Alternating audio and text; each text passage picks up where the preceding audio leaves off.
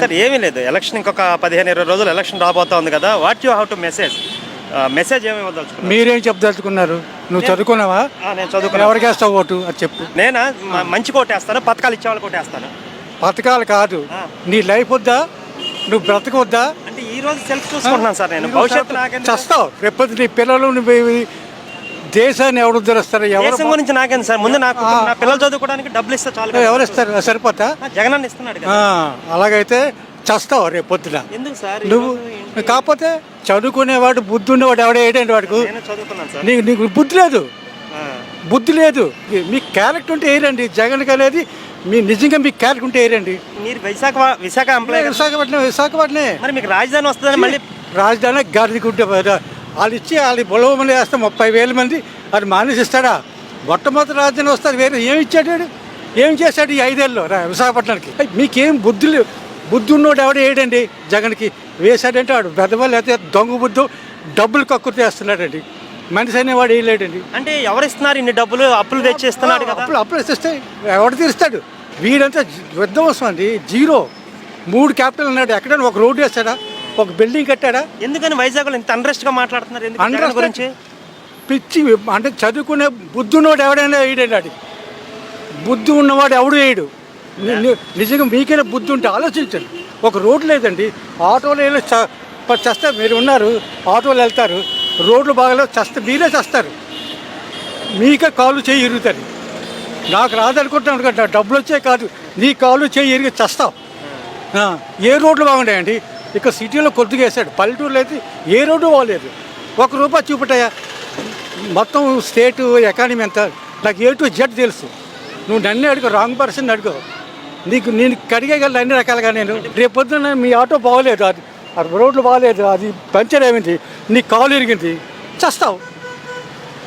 దీనికి జరిగేది రిజల్ట్ అదే. నీ చావు నువ్వు కోరుకుంటున్నావు. ఉండి తీరాలి. అదే ఉండాలి, ఉండాలి. సరే ఉండకూడదు కదా. నీ పిల్లలు ఇప్పుడు ఎంతండి గంజాయి కంట్రోల్ చేయాలి. అంతా డ్రగ్స్. పిల్లలు అందరూ చస్తున్నారండి.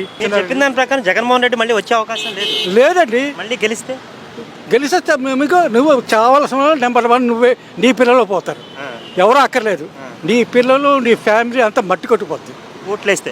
ఖచ్చితంగా సెన్స్ ఉంది.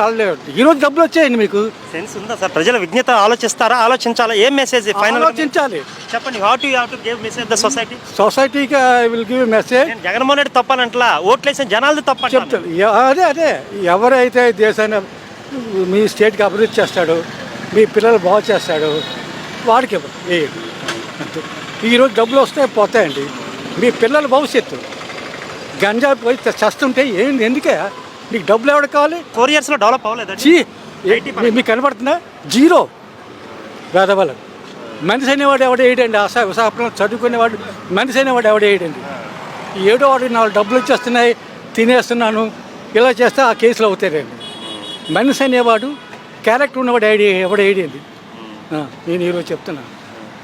For information I'm Reddy by caste.